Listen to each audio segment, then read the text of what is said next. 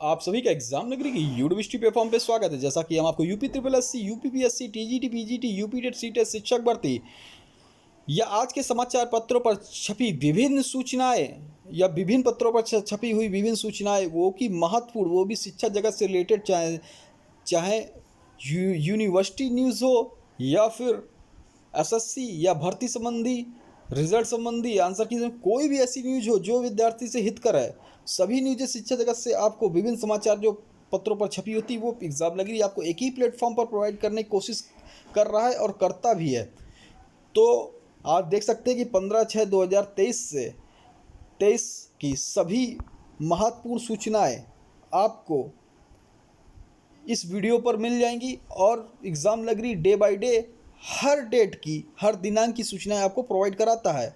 उससे पहले जो भी भाई बहन चैनल पर नए हैं वो चैनल को सब्सक्राइब कर बेल आइकन दबा दें, क्योंकि आप जानते हैं चाहे छोटी हो चाहे बड़ी सूचना, अगर वो वक्त सही समय पर मिल जाए तो सूचना आपके काम आती है। अगर लेट मिलती है तो वो सूचना आपके लिए कोई महत्व नहीं रखती। इसीलिए मैं कहता हूँ चैनल को सब्सक्राइब कर बेल आइकन दबा दें, जो भी सूचना हो आपको सबसे पहले मिल जाए। तो चलिए देखते हैं। उससे पहले आपने चैनल को लाइक ज़रूर कर दे और शेयर कर दे, जिससे ये सूचनाएं आपके सभी भाई बहनों तक भी पहुंच सके। चलिए क्या है खबर देखते हैं।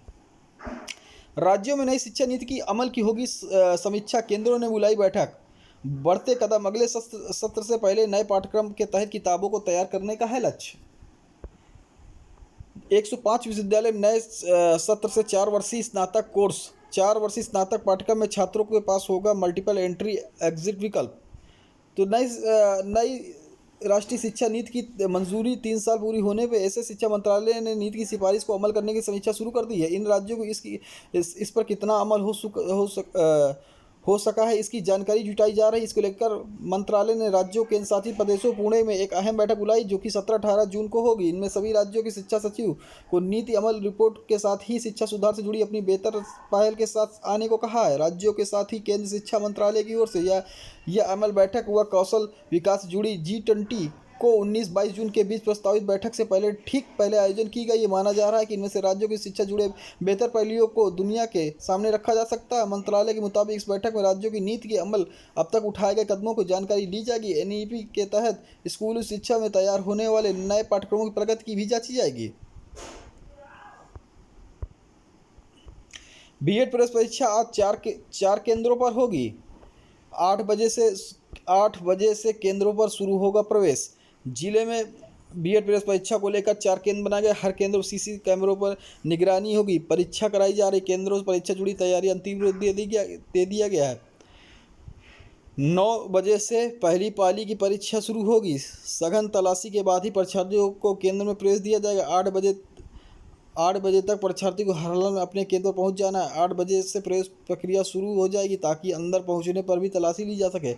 उत्तर प्रदेश बीएड संयुक्त प्रवेश परीक्षा गुरुवार को शहर के 4 केंद्रों पर होगी। पहली पाली की परीक्षा सुबह 9 बजे से शुरू होगी। एक घंटे पहले परीक्षार्थियों को अपने केंद्रों पर पहुंचना अनिवार्य होगा। CC कैमरे निगरानी परीक्षा होगी। हर केंद्र पर स्टैटिक मजिस्ट्रेट तैनात किए जाएंगे। इनकी देखरेख दोनों पालियों की परीक्षा आयोजित होगी। बुधवार को केंद्रों पर तैयारियों को अंतिम रूप दे दिया गया। 7 बजे से तक परीक्षा कर्मियों को केंद्र पर पहुंचने के निर्देश है। जिले में नकलविहीन बीएड प्रवेश परीक्षा कराने को लेकर DM मोनिका रानी ने पहले आदेश कर्मचारियों की जिम्मेदारी सौंपी है।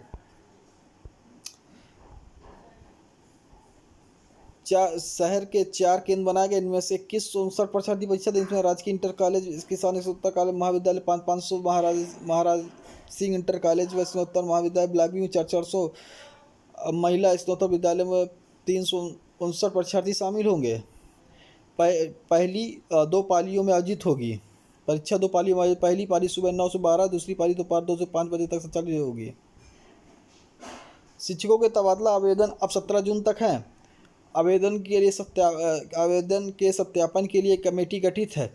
डाटा आवेदन में छूटी कमियों को सुधार सकेंगे भी अधिकृत BSA प्रसिद्धि विद्यालय में चल रही तबादला प्रक्रिया पर आ रही तकनीकी दिक्कतों को देखते हुए ऑनलाइन आवेदन की तिथि 17 जून तक बढ़ा दी गई। डाटा में आवेदन की हुई कमियों को सुधार करने का भी अवसर दिया गया। इसके लिए BSA को अधिकृत किया गया है। बेसिक शिक्षा परिषद की ओर से सचिव प्रताप सिंह बघेल ने बताया कि सभी समस्याओं को समाधान आवेदन करने के लिए तिथि 17 जून तक बढ़ा दी गई है। विभाग में जिले के अंदर परस्पर तबादला, एक दूसरे जिले तबादले के लिए ऑनलाइन आवेदन 9 जून से शुरू हुए हैं। निर्धारित कार्यक्रम 14 जून तक ऑनलाइन आवेदन करना था, किंतु आवेदन तकनीकी दिक्कतों की वजह से मानव संपदा पोर्टल पर उपलब्ध कराए गए डाटा में दिक्कत आई, इसलिए अब डेट 17 जून हो गई है। एमबीए के दूसरे सेमेस्टर की परीक्षा 19 जून से है। बीएससी एग्रीकल्चर के फॉर्म 24 तक है। बीएससी एग्रीकल्चर 8वें सेमेस्टर के ऑनलाइन फॉर्म भरने की तिथि जो है 24 जून तक है। लखनऊ विश्वविद्यालय ने घोषित की एग्जाम डेट। एलयू ने बिजनेस एडमिनिस्ट्रेशन विभाग के संचालित एमबीए दूसरे सेमेस्टर की परीक्षाओं की तिथि बुधवार को तय कर दी है। यह परीक्षा 19 से 30 जून तक होगी। विस्तृत परीक्षा कार्यक्रम विश्वविद्यालय की वेबसाइट पर अपलोड कर दिया गया है। परीक्षा कार्यक्रम नियंत्रक की ओर से जारी कार्यक्रम के अनुसार परीक्षा का समय दोपहर से शाम 5 बजे तक रहेगा। 19 जून को रिसर्च मैथोडोलॉजी फॉर बिजनेस, 21 जून को ह्यूमन रिसोर्स मैनेजमेंट, 23 जून को मार्केटिंग मैनेजमेंट, 26 जून को ऑपरेशन मैनेजमेंट, 28 जून को फाइनेंशियल मैनेजमेंट, 30 जून को इंफॉर्मेशन सिस्टम मैनेजमेंट विषय की परीक्षा होगी। राजधानी में गर्मी जुड़ी परेशानियों की वजह से ओपीडी में 20 बढ़ती गर्मी के कारण अस्पतालों में मरीज बढ़े हैं। देख लीजिए 104 से 105 फ़ारेनहाइट तक पहुंच रहा शरीर का तापमान। गर्मी है बहुत बढ़ रही है। राजधानी में दिल्ली में अस्पतालों में तापमान बढ़ने के साथ हीट स्ट्रोक, उल्टी, बेहोशी, रक्तचाप कम होना, एक्यूट किडनी फेलियर मामले बढ़ने लगे। दिल्ली के बड़े अस्पतालों में हर रोज़ इमरजेंसी में 5 से 7 मरीज आ रहे हैं, जबकि गर्मी में जुड़ी परेशानियों की वजह से ओपीडी 20% तक बढ़ गई है। आरएलएम में हर रोज़ 5 से 7 मरीज पहुंच रहे हैं। दिल्ली ग्राम मनोहर लोहिया अस्पताल में इमरजेंसी रोज करीब आधा दर्जन गर्मियों, बेहोश होने, उल्टी, रक्तचाप कम होना, पेशाब न आना की शिकायत के साथ ही इन मरीजों में हीट स्ट्रोक की वजह से रक्तचाप कम होना, एक्यूट किडनी फेलियर होने की समस्या सबसे ज़्यादा देखी जा रही है। छोटे और बच्चे और बुजुर्गों का ध्यान रखने की ज़्यादा जरूरत। जिनको मधुमेह डायबिटीज़ है वो भी इनके लिए भी अधिक खतरा हो सकता है। तो इन बातों का अगर रखें ध्यान। धूप से बचने के लिए ढीले सूती कपड़े पहने। अगर आप बाहर जाते हैं तो शाम 5 बजे से 11 बजे तक पहले जाए। यदि आपको दिन में बाहर जाना है तो छाँव में ब्रेक लेते हुए एक दिन में कम से कम 8 से 9 लीटर पानी पीना है। पहले दिल या किडनी की बीमारी है तो इसके बारे में डॉक्टर जरूर बात कर लें। चलिए 2852 देशकों के समायोजन का फरमान जारी किया। 30 सितंबर की छात्र संख्या देशकों को दूसरे स्कूल भेजने लगे। उच्च प्राथमिक में अगर 100 से अधिक छात्र संख्या पर रखे जाते हैं अन्वेषक छात्र संख्या 100 से कम होने पर केवल अन्वेषकों को जिम्मेदार ठहराते हुए उन्हें दूसरे स्कूलों में जबरन भेजना अनुचित एक तरफा है। इसके लिए अन्य स्टाफ की भी जिम्मेदारी तय करते हुए कार्रवाई की जाए। भोलानाथ पांडे प्रदेश उच्च प्राथमिक अन्वेषक कल्याण समिति।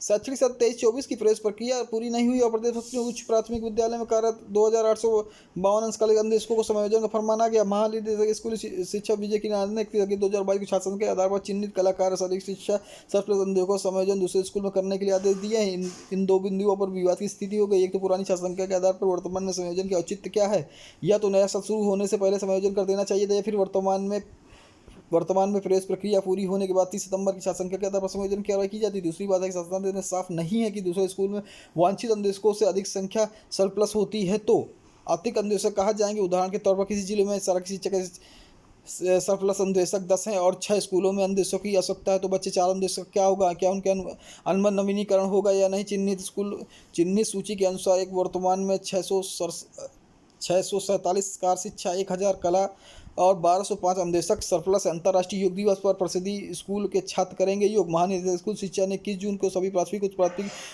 विद्यालय खोलने के दिए हैं निर्देश। 21 जून को होने वाले अंतर्राष्ट्रीय योग दिवस में प्राथमिक और उच्च प्राथमिक विद्यालयों के छात्र भी हिस्सा लेंगे। गर्मी छुट्टियों के बीच 21 जून को इसके लिए खोले जाएंगे। न सिर्फ योगाभ्यास करें बल्कि प्रतियोगिताओं का भी आयोजन होगा। इसमें टॉप 3 छात्रों को पुरस्कृत भी किया जाएगा। महानिदेशक स्कूल शिक्षा विजय किनार ने इसके लिए इस संबंध में सभी बीएसओ को निर्देश दिए हैं। 350 पदों पर होगी सीधी भर्ती, आवेदन शुरू। डेंटल सर्जन के सर्वाधिक 174 पद, आयुष विभाग में लेक्चरर के 127 पद है। यूपीएससी ने विभिन्न विभागों में 395 पदों पर सीधी भर्ती करने जा रहा है। बुधवार को ऑनलाइन आवेदन प्रक्रिया शुरू की। आवेदन के लिए एक शुल्क बैंक में जमा करने की 14 जुलाई, आवेदन पत्रों को हार्ड कॉपी जमा करने की तिथि 28 जुलाई निर्धारित की है। यूपीएससी ने 350 पद भर्ती के विस्तृत विज्ञापन जारी कर दिया। इसके अनुसार उत्तर प्रदेश आयुष होम्योपैथिक स्पेशलिस्ट 23 पदों भर्ती के, इसमें 8 पद होम्योपैथिक चिकित्सा अधिकारी, 15 पद होम्योपैथिक आवासीय चिकित्सा अधिकारी के हैं।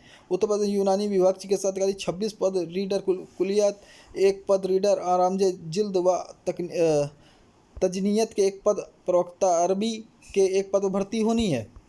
लखनऊ उत्तर प्रदेश अधीनस्थ सेवा चयन आयोग ग्राम विकास अधिकारी, वीडियो ग्राम पंचायत अधिकारी के 1953 पदों को भर्ती के लिए पुनः परीक्षा 26-27 जून को 4 पालियों प्रदेश के 18 मंडल मुख्यालयों एक साथ नोएडा गाजियाबाद में कराया गया। परीक्षा में 14.27 लाख परीक्षार्थी शामिल हो गए। इन पदों के लिए पहले से हुई धांधली की शिकायत मिलने पर प्रदेश सरकार ने 25 मार्च 2021 को परीक्षा को रद्द कर दिया था।